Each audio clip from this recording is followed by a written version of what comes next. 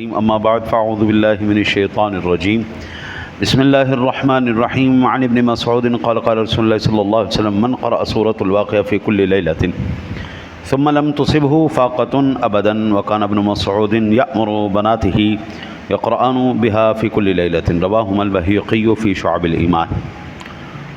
حضرت ابن مسعود رضی اللہ تعالیٰ عنہ سے روایت ہے، وہ فرماتے ہیں کہ میرے آقا نبی اکرم صلی اللہ علیہ وسلم نے ارشاد فرمایا، جو ہر رات سورۃ الواقعہ پڑھ لیا کرے تو اسے فاقہ کبھی بھی نہ ہوگا۔ حضرت ابن مسعود اپنی بیٹیوں کو حکم دیتے تھے کہ ہر رات کو یہ پڑھا کریں۔ یہ والی حدیث اور جو کل میں نے حدیث پاک عرض کی تھی کہ سمعت رسول اللہ صلی اللہ علیہ وسلم یقول لکل شیء عروس وعروس القرآن الرحمن، کہ قرآن پاک کی زینت سورۃ الرحمن ہے، دلہن سورۃ الرحمن ہے۔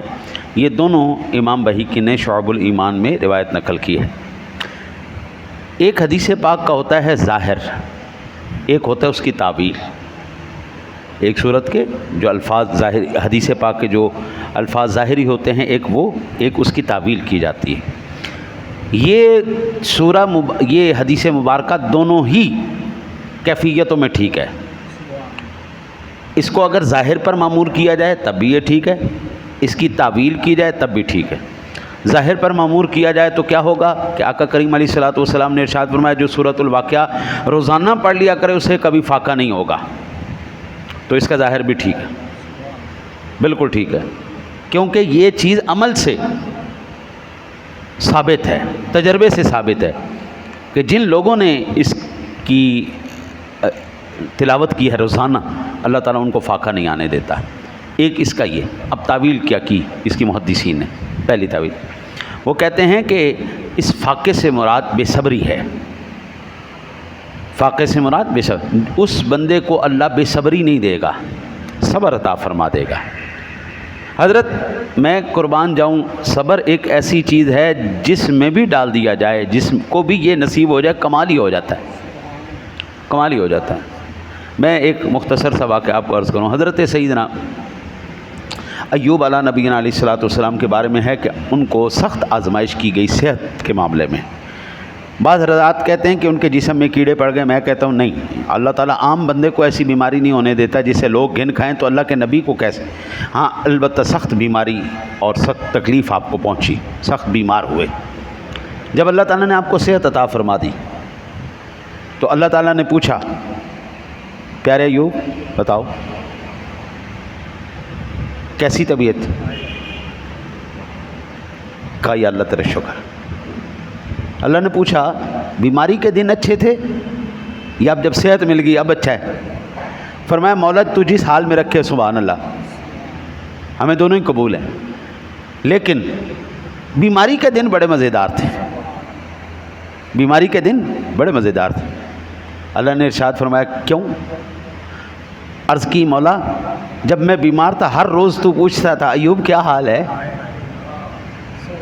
تو روزانہ پوچھتا تھا ایوب کیا حال ہے، تو یا اللہ وہ جو تیری پوچھنے کی چاشنی تھی نا وہ تکلیف کو دور کر دیتی تھی۔ جب سے صحت ہوئی ہے نا اب یا اللہ تو نہیں پوچھتا۔ حضرت تکلیف میں صبر آ جائے، میں کہتا ہوں سبحان اللہ۔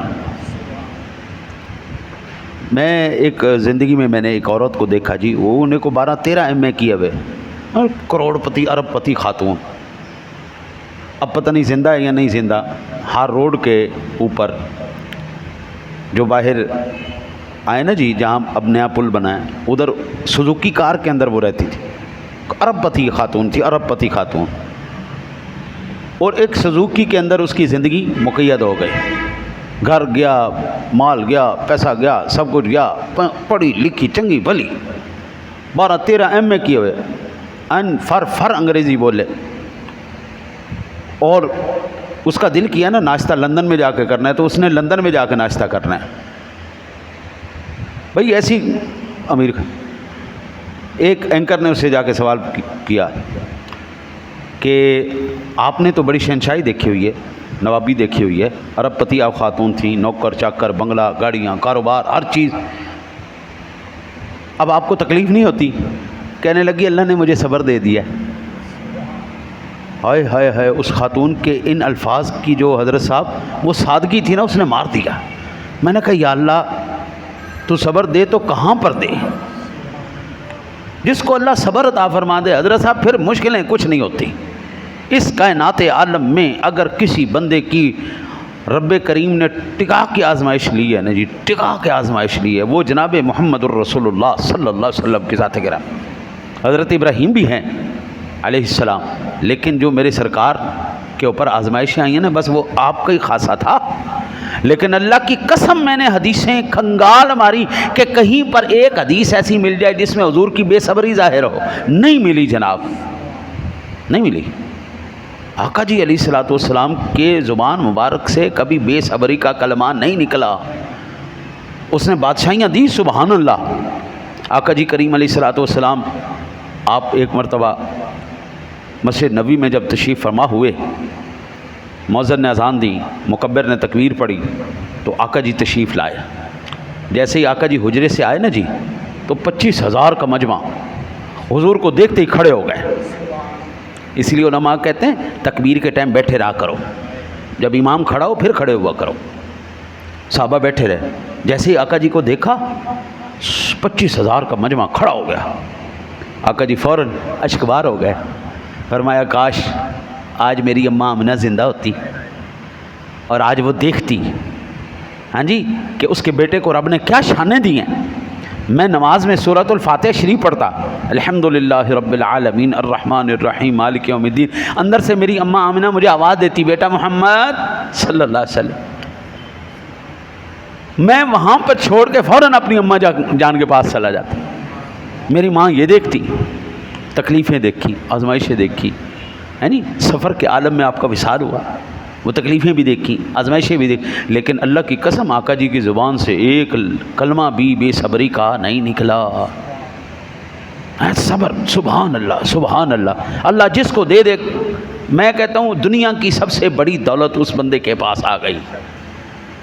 بندہ لاکھوں کروڑوں روپیہ کھا کے بھی بے صبرا رہتا ہے، اور کئی بھوکے رہ کے بھی اللہ کا شکر ادا کرتے ہیں۔ میرے آقا کریم علیہ الصلوۃ والسلام نے ہمیں جب حکم فرمایا نا، اوے اللہ کے بندو خبردار، اللہ سے کبھی فقر نہیں مانگنا، کبھی فاقہ نہیں مانگنا، کبھی ایسے اللہ سے کہو اللہم ارزقنی رزقا حلالا طیبا واسعا فانک خیر الرازقین، یا اللہ رزق حلال وسیع دے، رزق دے، حلال دے، وسیع دے۔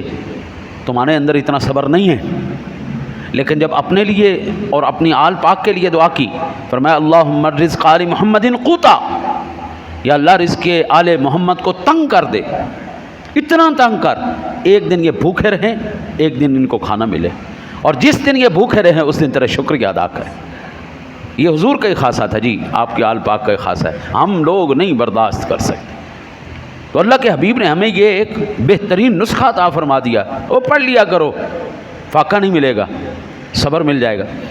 پھر کہتے ہیں جی اس سے مراد یہ ہے کہ اللہ توکل نصیب کرے گا، جو اللہ پر توکل کر لے ختم ہوگی بات۔ سبحان اللہ۔ میرے والد گرامی رحمۃ اللہ تعالیٰ علیہ ہمیں بتاتے ہیں کہ ہم نے زندگی میں ایسے وقت بھی دیکھے تھے، 5 دن روٹی کوئی نہیں ملی ہمیں، ایک دودھ کا کپ پیا، گلاس پیا، ختم، بس چھٹی کھلی ولی، اور ہم نے اپنے پڑوس کو بھی پتہ نہیں چلنے دیا کہ ہم نے فاقہ کیا ہے۔ آج تو بابا کھا کے بھی کہتے ہیں کہ ہم بھوکے بیٹھے۔ یا پھر اللہ تعالیٰ اسے دلی فاقے سے نجات دے گا، یعنی عبادت کی طرف اللہ تعالیٰ اس کو رغبت دے گا، غفلت نہیں ہوگی۔ اور یہ حدیث ان دونوں معاملوں میں بالکل، اللہ تعالیٰ نے بعض آیتوں کو، بعض صورتوں کو یہ فضیلت عطا فرمائی ہے کہ وہ دنیاوی فائدے بھی ہمیں دیتی ہیں، اس لیے کہ لوگ اس کی طرف رغبت کریں۔